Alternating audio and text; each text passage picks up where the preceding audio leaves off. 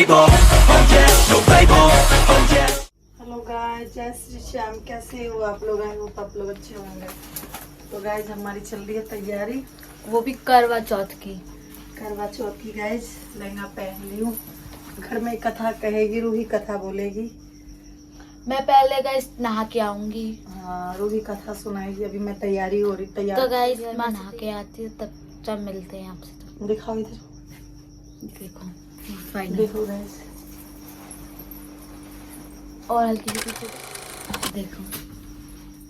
तो गाइस अभी तैयार नहीं हो रखी बना के। मासी होती है इतने तैयार हो, इतने में आती नहा के, जब आपको मिलते हैं। ये गाइस आप बताना सोने का है कैसा है? कितना सुंदर लग रहा है ना? सोने का नहीं है, आर्टिफिशियल। वापली। चलो ठीक है, अभी तैयार होके फिर दिखाएंगे। मैं और मासी हो चुकी है तैयार, ये देख सकते हो आप। अभी तो तैयार हो ही रही हूँ। अभी गाइस पूरी तरीके से तैयार नहीं हुई होंगी। फुल दिखा दो अपना यूनिफॉर्म। ऐसे करो कैमरा। तो गाइस आप कमेंट में बताना कि मैं कैसी तैयार हो रही हूँ। और अभी मैं तैयार हो ही रही हूँ गाइस। गाइस आपको पता है दुल्हनों को कितना टाइम लगता है? दुल्हन हूँ मैं।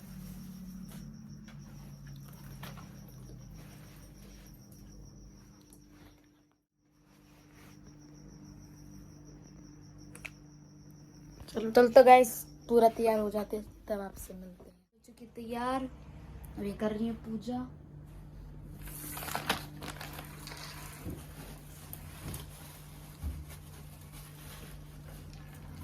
और ये देखो मोनू भी आ रहे हैं।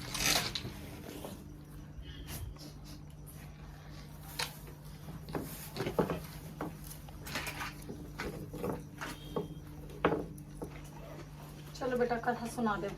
मैं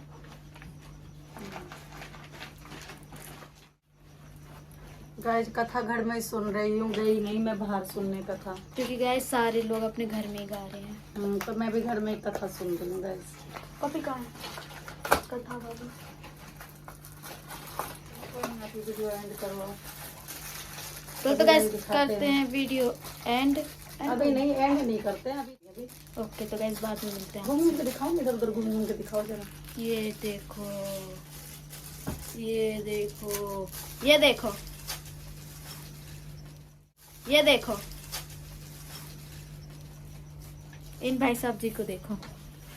कुछ कहना चाहोगे? सो के उठाए अभी। कैसे इनकी शकल बंदर से मिलती है नहीं? कि देख ले चल मारा दे थोड़ी की।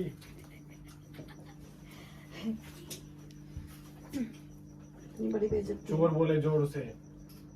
Why do you think, man?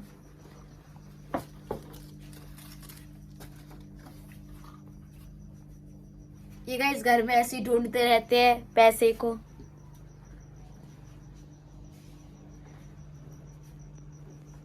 इतने लंबे हैं ये, इसी करना पड़ता है। आप क्या कर रहे हो? वो देखो उन्हें। चलो चलो कथा कथा कहो कथा। ठीक है गाइस, कथा सुनने के बाद फिर मिलते हैं आपसे। ऐसे मत कर बेटा। बाय। यह तिथि 31 अक्टूबर 2023 को रात 9:31 से शुरू होगी, जो 1 नवंबर 2023 को रात 9:18 पर समाप्त हो जाएगी। उदय तिथि के अनुसार करवा चौथ का व्रत 1 नवंबर बुधवार को रखा जाएगा। इस दिन सुबह जल्दी उठे, नित्य कर्मों से निवृत्त होकर स्नान करें और व्रत का संकल्प लें। चौथ के व्रत में हमेशा कहानी दोपहर 1 बजे के बाद में कही जाती है। जब भी आप कहानी कहें तो ध्यान रखें कि राहु काल का समय नहीं होना चाहिए। अब अपने अखंड सौभाग्य की कामना करते हुए सुनते हैं करवा चौथ व्रत कथा। सभी बहनों से मेरा निवेदन है कि इस कथा को करवे में पानी रख लें। बाकी आपकी थाली में सारा सामान तैयार है, गेहूं, चावल, रोली, गुड़ और मोली। तो विधिवत भगवान गणेश जी की और चौथ माता की पूजा अर्चना करें। फिर माथे में रोली से तिलक करें। चाहे आपने बिंदी लगाई है, फिर भी रोली से तिलक अवश्य करना चाहिए। और बाद में हाथ में थोड़ी सी पहले मेहंदी शूटिंग चल रही है। ऊपर गेहूं के दाने लेकर कथा सुननी चाहिए। कथा समाप्त होने के बाद में अपने सासू जी के चरण स्पर्श करें और कुछ रुपए उन्हें भेंट स्वरूप देकर उनका आशीर्वाद प्राप्त करें। तो चलिए सुनते हैं करवा चौथ व्रत कथा। शुरुआत करेंगे गणेश जी की कहानी से। बोलो गणेश भगवान की जय। गणेश जी को विघ्न हरता कहा जाता है। गणपति पूजन से सुहाग की लंबी उम्र का आशीर्वाद मिलता है। भगवान श्री गणेश जी की पूजा हर पूजा से पहले की जाती है। खास करने की बात है कि जंगल की झाड़ियों के कांटे उसके पैरों में चुभ गए, फिर भी उसने कोई परवाह नहीं की। जैसे ही वह अपने भैया के घर पहुंची और भाई का मुख देखकर बैठ गई, तभी उसकी भाभी का ध्यान उसके पैरों की ओर गया और देखा कि ननद भाई साहब, आपके पैरों के क्या हो गया है जो इतनी बुरी तरह से खून निकल रहा है। तो भाभी की बात सुनकर उसने कहा कि भाभी, आज रास्ते में झाड़ियों के कांटे गिरे हुए थे, वो मेरे पाँव में छुप गए। तो उसकी भाभी ने उसके पैरों को धोकर उसके मलहम लगाई। कुछ देर आराम करने के बाद में वो अपने घर को लौट आई। अरे तो घड़ी धाकड़ पहचान से अरे तो धाकड़ पहचान रखी से आजकल तो बड़े धाकड़ों से घड़ी पहचान हो रही हमारे मोहल्ले वालों। भाई कौन है यो धाकड़? जब वो वापिस चली आई तो पीछे से उसकी भाभी ने अपने पति से कहा कि रास्ते को साफ करवा दो।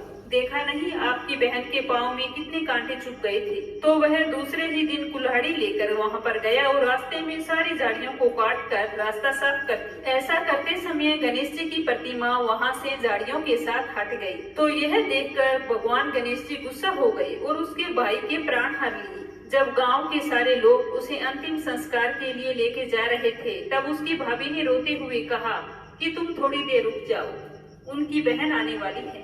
वो अपने भैया का मुंह देखे बिना नहीं रह सकती। जब तक वो अपने भैया का मुंह नहीं देखेगी, तब तक वह भोजन नहीं ग्रहण करेगी। तो उसकी बात सुनकर लोगों ने कहा कि आज तो वह अपने भाई का मुख देख लेगी, पर कल कैसे देखे। तो उसने कहा कि आज मेरे कहने से आप रुक जाओ। तो सारे गांव वाले उसकी बहन के आने का इंतजार करने लगे। हर रोज की तरह बहन अपने भाई का मुख देखने के लिए जंगल में निकली। तब जंगल में उसने देखा कि सारा रास्ता साफ किया हुआ है। जब वह आगे बढ़ी तो देखा कि सिद्धि विनायक को वहाँ से हटा दिया है। तब उसने जाने से पहले गणेश जी को वहाँ से उठाया और कपड़े से साफ करके अच्छे स्थान पर रखकर हाथ जोड़कर कहा कि हे गणेश भगवान, मेरे जैसा अमर सुहाग और मेरे जैसा अमर पीहर सबको देना। ऐसा कहकर वो आगे निकल गई। तो भगवान सोचने लगे कि अगर मैंने आज इसकी बात नहीं सुनी तो मुझे कौन मानेगा और कौन मेरी पूजा करेगा। तब सीधी, तुम व्रत नहीं रख सकती। अगर तुम भोजन नहीं करोगी तो तुम्हारे भाइयों को दुख होगा। पर वो तो जिद पर अड़ गई कि मैं तो व्रत रखूंगी। वो अपने भाइयों के बहुत ही ज्यादा लाडली थी। वो जब भी मायके आई हुई होती तो उसके भाई पहले उसे भोजन करवाती और बाद में स्वयं भोजन करती। तो उस दिन उसने भी करवा चौथ का व्रत रख लिया। सारा दिन निराहार भूखी प्यासी रही। शाम को जब उसके भाई घर पर आए तो उन्हें अपनी बहन उदास सी दिखाई दी। तो उन्होंने पूछा कि आज हमारी बहन उदास कैसे है। तो उसकी भाभीियों ने बताया कि ननद बाईसा ने आज करवा चौथ का व्रत रखा है। तो उसके भाई तो ये सुनकर बहुत ही दुखी हो गए। ये सब आपने किया है, हमारी बहन को सारा दिन भूखी प्यासी रखा है। चलो कोई बात नहीं, व्रत तो हो गया, अब ऐसे करो व्रत का पालन कर लो, फिर हम भी भोजन करेंगे। तो वो बोली कि भैया मैं अभी भोजन नहीं करूंगी, चंद्रमा उदय होने पर भोजन करूंगी। तो इस तरह से सुनकर उसके भाई तो बहुत मायूस हो गए और सोचने लगे कि हमारी प्यारी बहन सारा दिन बिना पानी बिना भोजन के रही है। देश के एक राजा थे जिनका नाम अशोकपति था। भद्र देश के राजा अशोकपति के कोई संतान नहीं थी, इसीलिए वो इस बात से बहुत ही दुखी रहते थे। उन्होंने संतान की प्राप्ति के लिए मंत्र उच्चारण के साथ प्रतिदिन एक आहुतियां दी। 18 वर्षों तक यह कर्म जारी रहा। इसके बाद सावित्री देवी ने प्रकट होकर वरदान दिया कि हे राजन, तुझे एक तेजस्वी कन्या पैदा होगी।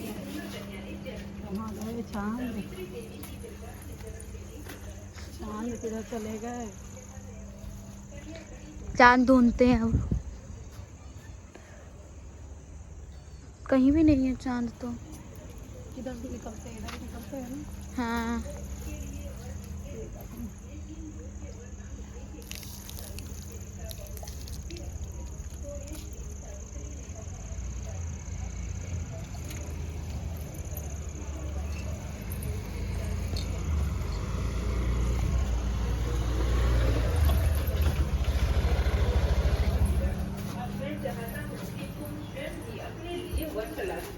पिता की आज्ञा पाकर सावित्री तपोवन में चली गई।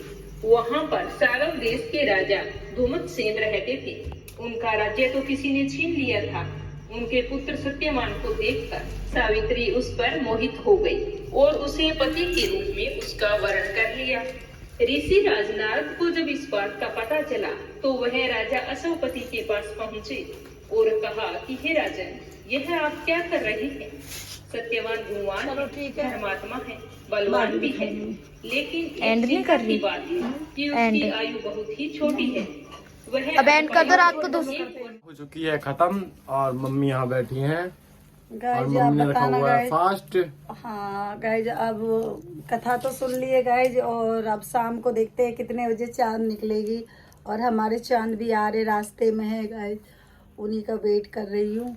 और गाइज आप बताना कि कमेंट में मेरी साड़ी और मैं और मेरी लहंगा वाली साड़ी बेटा और मेरा बेटा और मेरा चूड़ा और मेरी मेहंदी, रूही भी आ गई गाइज। तो बताना गाइज कमेंट में कैसी लग रही हूँ मैं।